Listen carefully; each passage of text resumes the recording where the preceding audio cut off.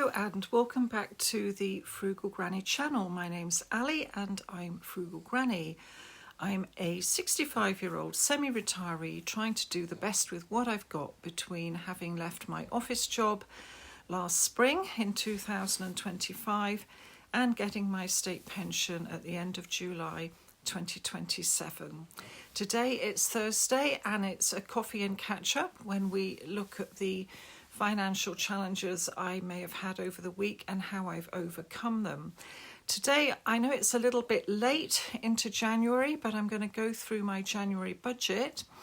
And while I was looking at my budget on my spreadsheet, I'd come to the end of the bit where I prepared the templates. And there was a template there from last February, and I was absolutely astounded to see how my finances had changed in almost the last year. So I thought as we went through the budget for this January, it would be quite interesting to compare it with how my life was last February before semi-retirement was even in my conscious mind. I didn't actually make the decision, or I didn't start mulling over the decision until the end of February. So it'll be interesting to see how my life has actually changed in the last 12 months. But before we do that, let me just say, if you're new, you're really welcome here and it's lovely to see you. I've noticed there's been even more subscribers this week and we're pushing towards 6,000 now. Not that I'm really bothered about numbers, but I'm just amazed and humbled that so many of you tune in and want to watch my vlogs. So thank you very much and you're very welcome. And also returning viewers, it's really lovely to see you. Thank you again, as always, for your comments.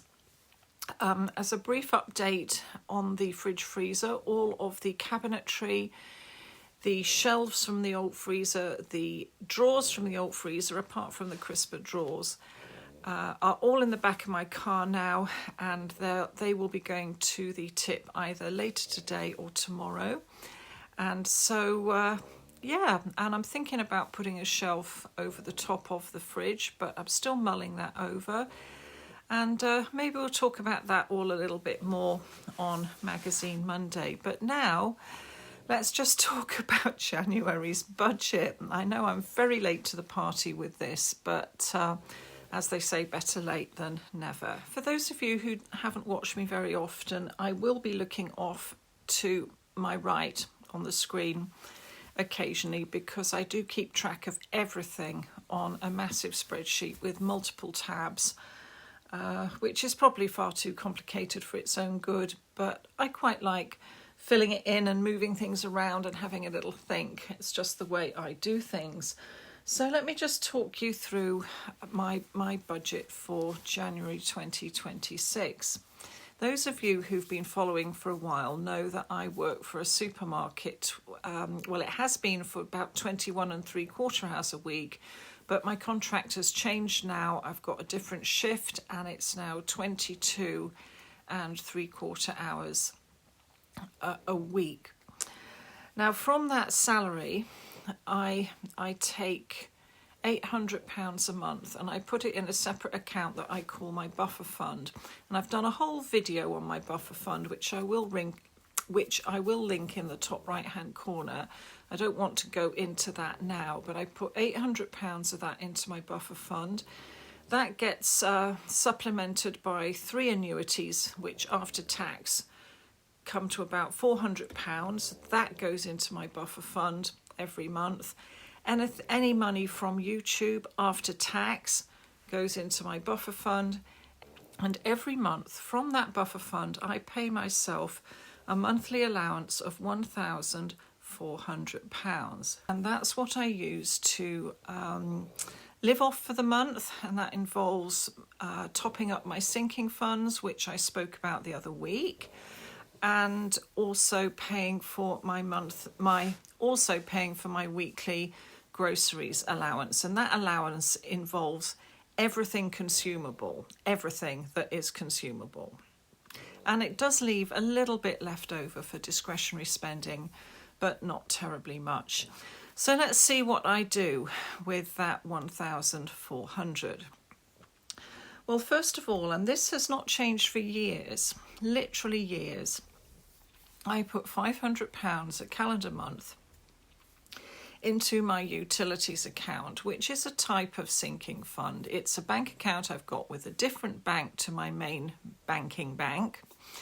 And I use that one because when I set up this account, it must have been a couple of decades ago now, you used to get cash back for various types of utility. You still do, but the account fee has gone up so much over the time that the amount of cash you get back versus the account fee almost sort of negates each other. And so once the account fee gets more than the cash back, I will be taking a serious look at moving that account. But we will see. I've had a notification from them this morning that the account fee is going up from £4 to £5 in May. That may be the time when I have to do some serious thinking about that account.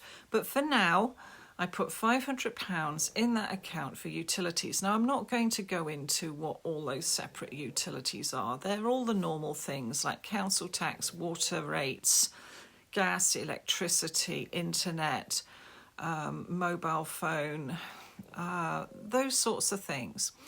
Now, they don't come to £500. Let me get this right before a lot of you say you could get your utilities for a lot less than that. I know I've got my utilities exactly where I want them for now, and any excess that's in that account stays in that account, and it is building up a little bit like my buffer fund. So if you want to know about how I'm trying to build up a buffer within a buffer, look at that buffer fund video. And the whole idea is, and I said this in my sinking funds video last week, that I'm trying to build up the equivalent of 3 months worth of utility payments in that account. Things going well, I should be able to reach that this month, and if not this month, definitely by the end of the tax year for that account. And then I will reconsider what happens to any excess. In the past, any excess in that account, I've siphoned it off and I've put it into personal savings. I'm still trying to build up some of my sinking funds, so if I do end up at a point where I've got excess in that utility sinking fund, I will move it to other sinking funds to replenish them. So, first of all, £500 into my utilities account.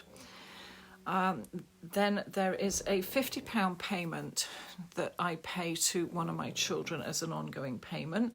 That's a long-standing promise and a commitment that I made before semi-retirement was even on the cards. I'm a woman of my words. I'm keeping my promise about that. I then put £100 into my car sinking fund. I've talked about what these sinking funds do, so if you go back to the sinking fund video that I've linked in the top corner, you'll be able to see what that covers. Then I've saved £100. I want to try and do that every month, and I've done that this month. My annual expenses sinking fund, which pays for chimney cleaning, boiler service, that sort of thing, that's £50. My emergency fund is £100. My wellbeing fund, which is optician and dentist, is £40. My firewood fund, £75. Vet fund, £50. My repair and replace fund, which is for small replacements, that's £25. My fridge freezer fund, £25. So we'll talk more about the fridge freezer towards the end of the month. Credit card minimum payment, £10. Now, the reason I let something sit on my credit card so that I have to make a £10 payment is so that I've got 2 active direct debits on that bank account. I had my dog's vet medical subscriptions on that account. There were 2 of them, and those were the 2 active direct debits.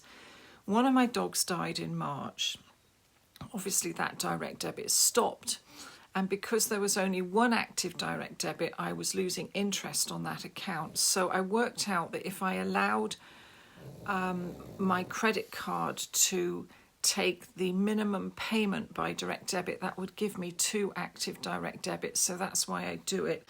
When my other dog died, at Christmas, just before Christmas. That would have stopped one of the direct debits. In actual fact, that's another story. They took it, but they have repaid it now. Well, I got Belle's in at the end of August, and I have a direct debit for hers. So basically, as long as Belle's monthly subscription goes out and the credit card minimum payment goes out, both as direct debits, I still get the interest on that account. I know it's a technicality, but it's just one of those things. I do not want to be losing the interest on that account. It comes to a goodly sum every year once you add it up. It doesn't sound like much a month, but over the course of a year, I really would not want to lose that amount of money. Right, so where did we get to? Oh, right. Credit card minimum payment, £10. Then pet medical. This is for Belle's, that's £19.50 a month. The fridge freezer payment, £20. I've put that money aside against the arrival of the credit card statement at the end of the month. Then Amazon Prime, £8.99, petrol, £25. And then I put aside £45 for every week for 4 weeks. For consumables. If there's a 5-week month, we just skate through that. And then discretionary spending, £20. And that leaves me with about £1.51 in change, which will get absorbed one way or another.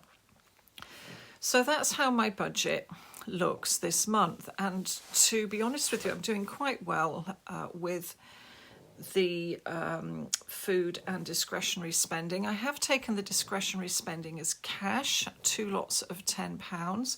I've got a little bit of that left. Somebody said, don't you ever use cash?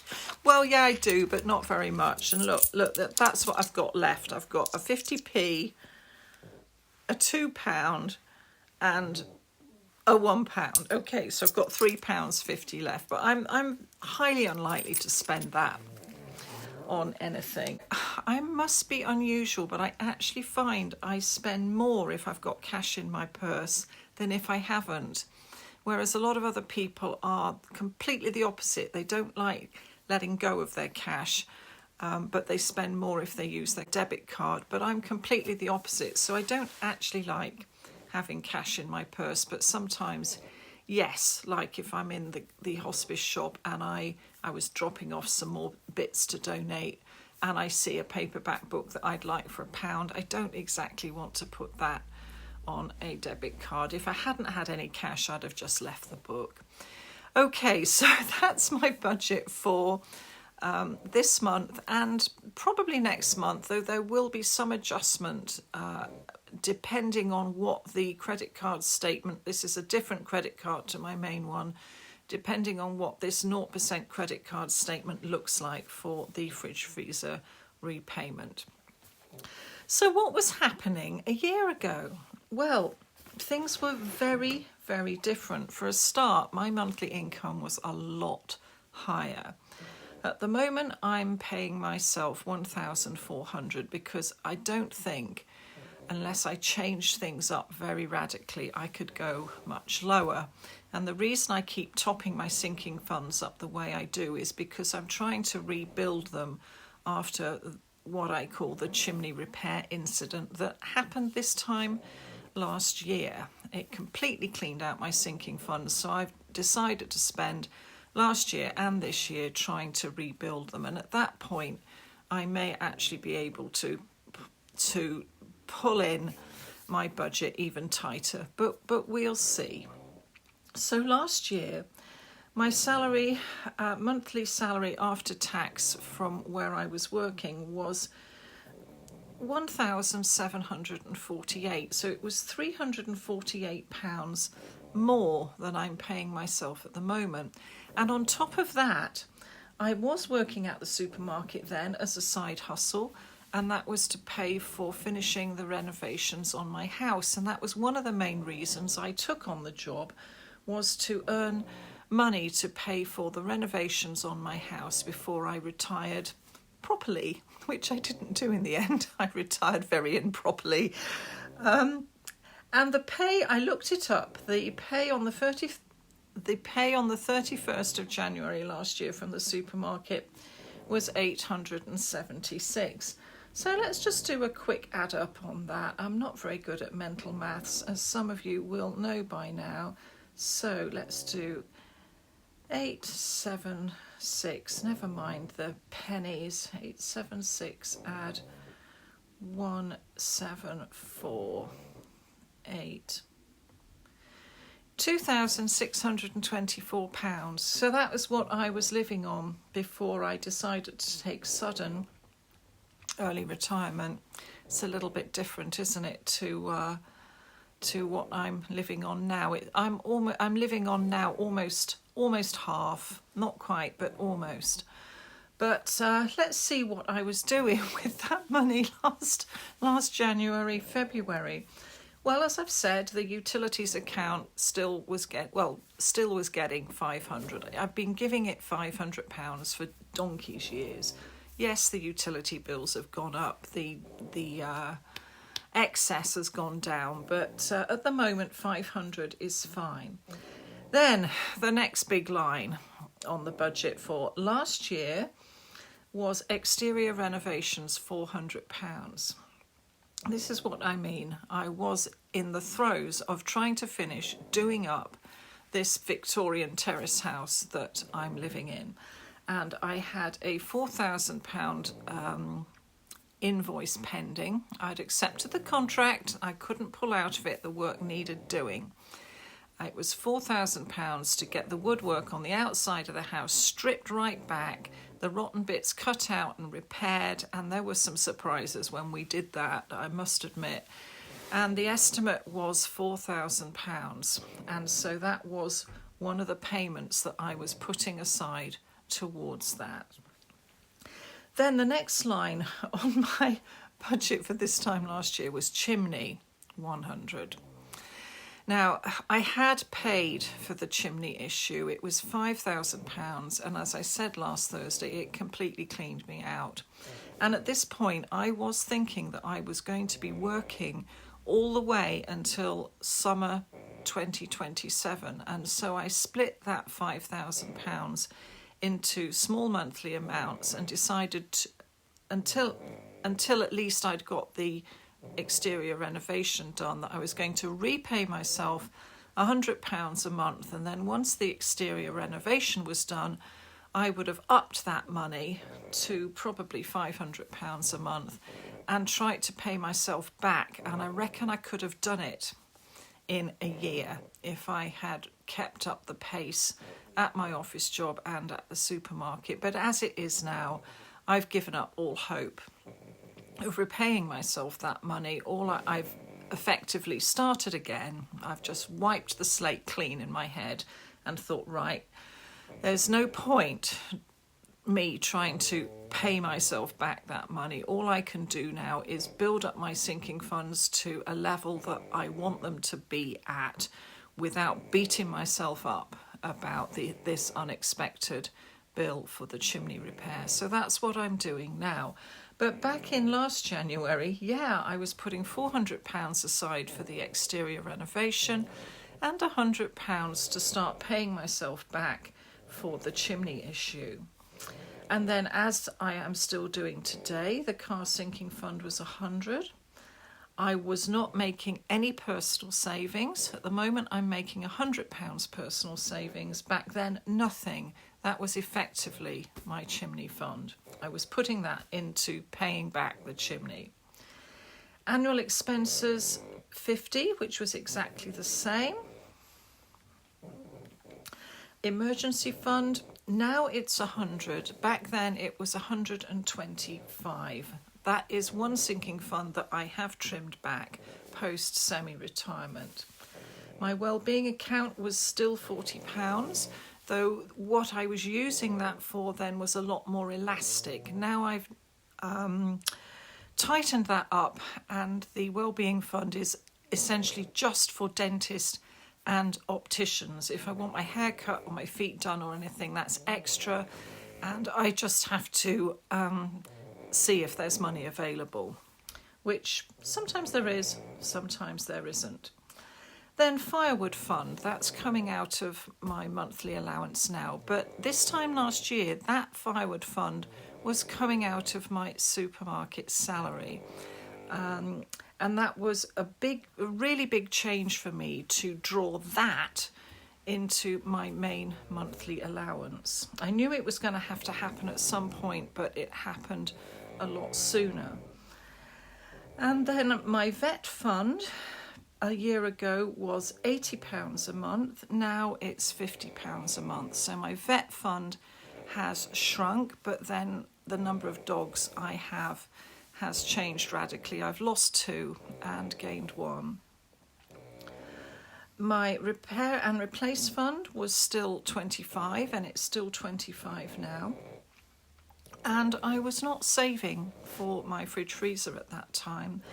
That was well off the cards until I had got past the exterior renovation and made a significant dent in repaying myself the money I'd had to pay for the chimney repairs. But as you know, I've now done it. I've got the fridge freezer, and I'll face up to that at the end of this month, because I wasn't as clever as I thought by putting it on a 0% credit card. And then I was still doing a budgeting for a minimum payment of £10 on my main credit card. Sometimes it was used, sometimes it wasn't. But at that point it didn't matter, because I'd got 2 dogs, 2 monthly pet subscriptions, which gave me the active direct debits, and the minimum payment on the main credit card direct debit didn't matter. It does matter now. So I have to consciously leave something on there so that the credit card takes money from my account, and then I have to remember that the thing I left on there has already had £10 paid off against it, and then I pay the rest. Next month it will be a little bit of firewood that I've left sitting on that credit card. So it's fine. I keep note of it all and I don't forget. Then, as I was mentioning, pet medical subscriptions. This year, £19.50 for 1 dog. Last year, £14.75 for dog 1 and £15.75 for dog 2.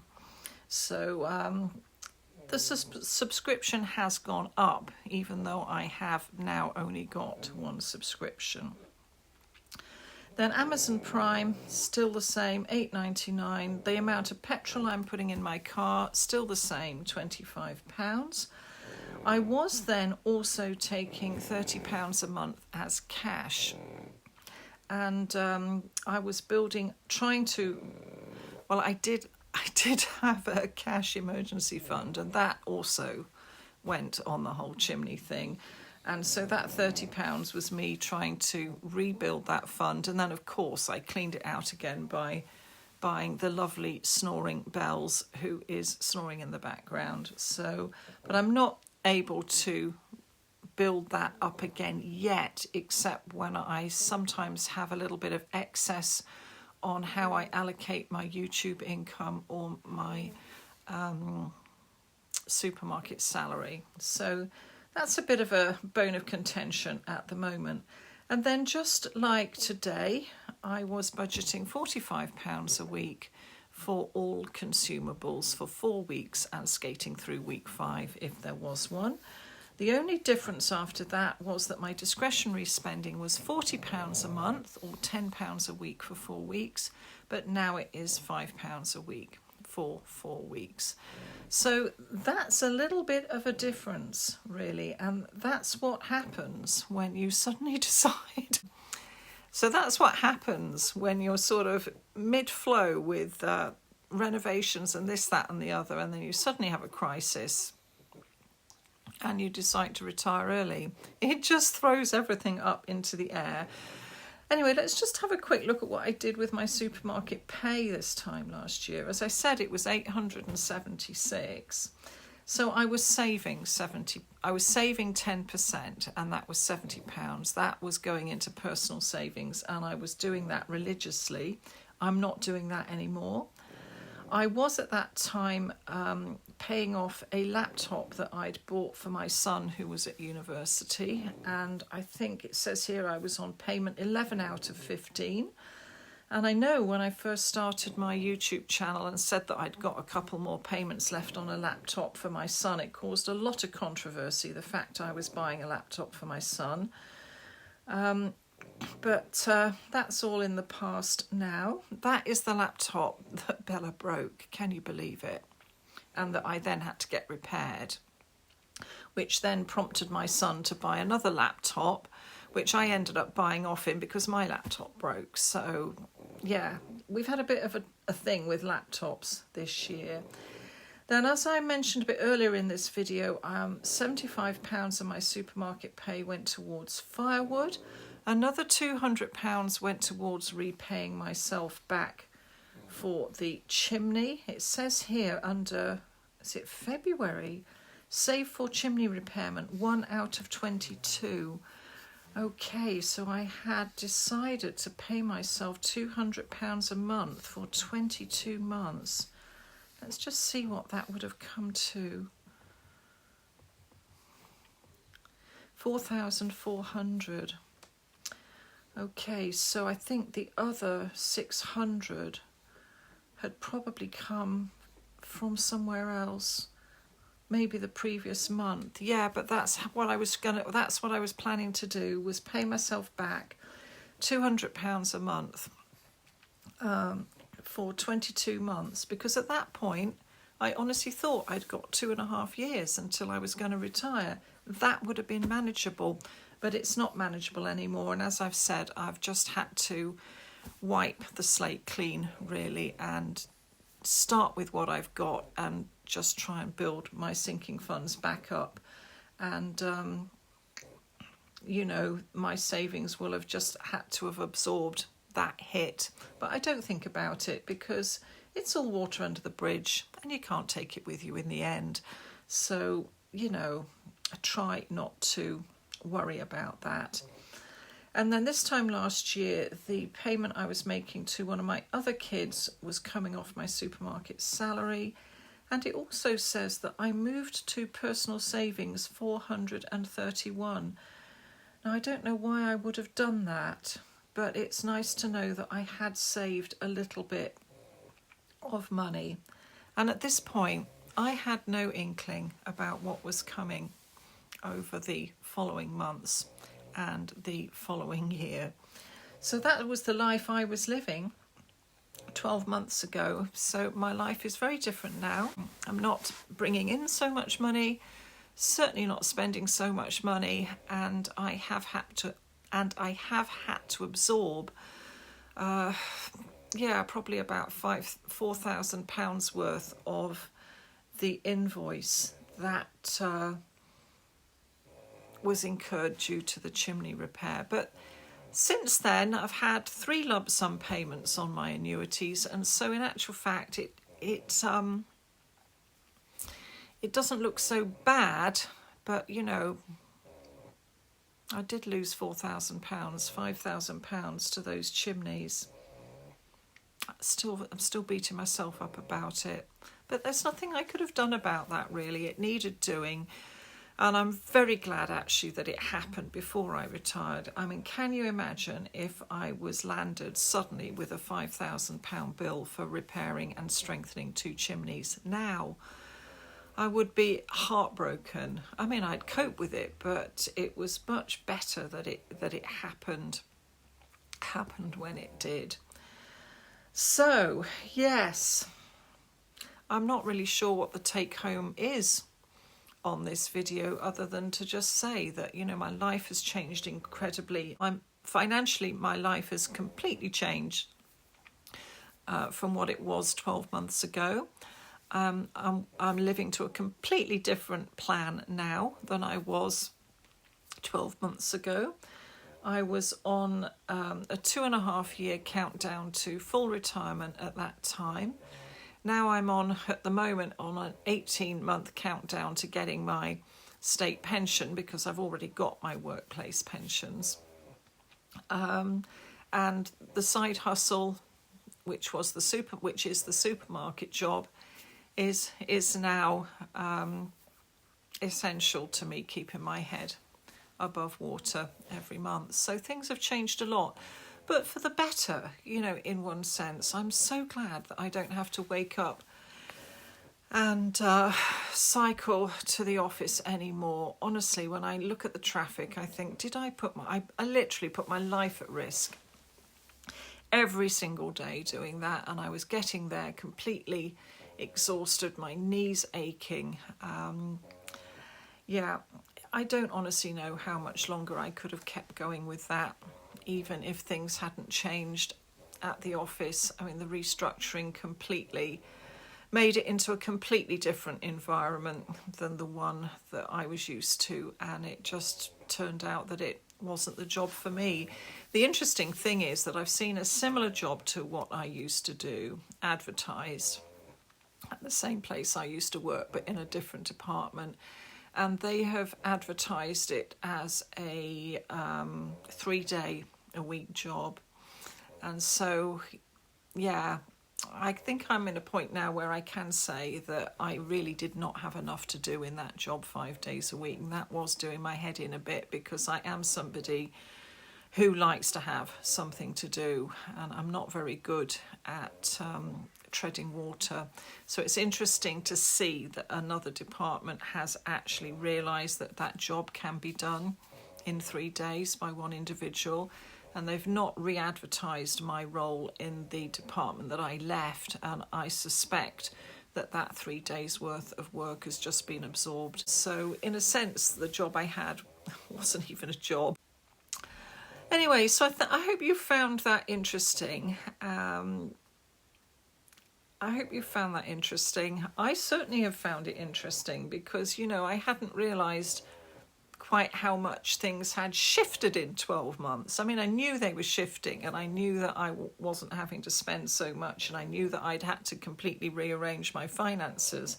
But to see it like that, side by side, 12 months on, it's quite an eye-opener, and it's made me realise, and I'm sorry to say this myself, that I think I've done pretty well over the last 12 months to absorb everything that's happened, to adjust, and to settle into my new life. And that really is my aim for this year, is to just bed down now, finish topping and tailing my sinking funds, and simplifying things as much as I can.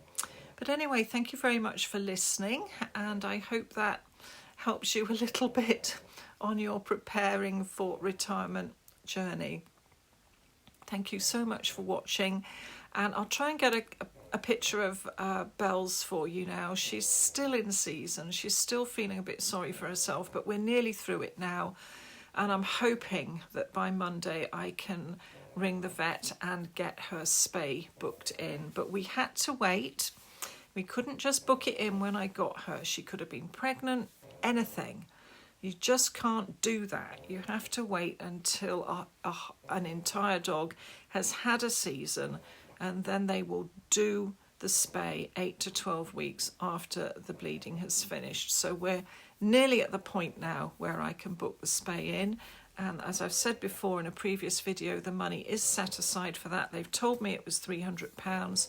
I've put £300 from my January supermarket pay into my vet fund, and so that will be there to pay for the spay when needed. Okay, right, well, I'll see you on Monday for Magazine Monday. I'm not sure if there'll be any cooking, but there'll definitely be something that's happening. There's always something happening here.